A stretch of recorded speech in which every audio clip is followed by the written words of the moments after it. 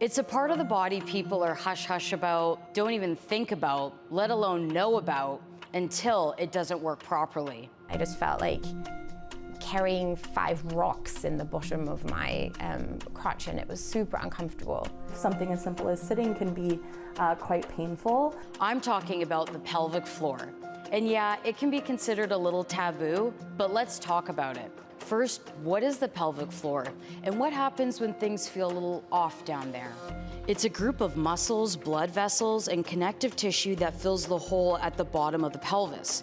It supports some of the organs in the lower part of the body. It's this beautiful bowl shape. Lots of different reasons that a person could experience pain in the pelvis, but it's very unique to the individual. Geta says there are 3 main contributing factors. Sometimes it's because the muscles can be overactive, underactive, or even lopsided. Sometimes our posture, how we breathe and move, put unhelpful pressure on our pelvis and pelvic floor.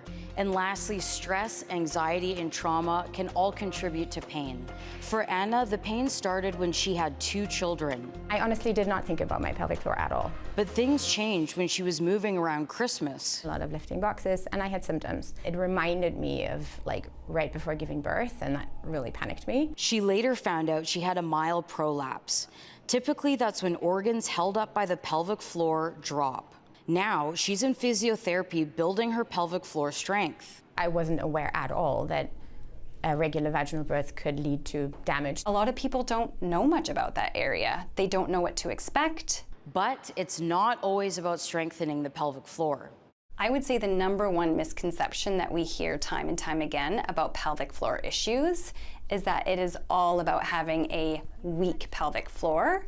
Sometimes pelvic floor muscles can be underactive, but more common than not, they're actually overactive. So it's very important to have your pelvic floor muscles and the rest of the muscles around your pelvis and hips assessed to make sure that they can contract and relax and lengthen. This is the case for Morgan Rogers. She's been struggling with pelvic pain since she was a teenager. Now at 26, she's been diagnosed with 2 chronic pelvic pain conditions: vulvodynia, a chronic vulvar pain condition, and vaginismus, where vaginal muscles tighten up. Because I'm in constant pain, it adds to really extreme fatigue. So something as simple as unloading the dishwasher or doing laundry can be a daunting task. Because of the pain, Morgan can't work.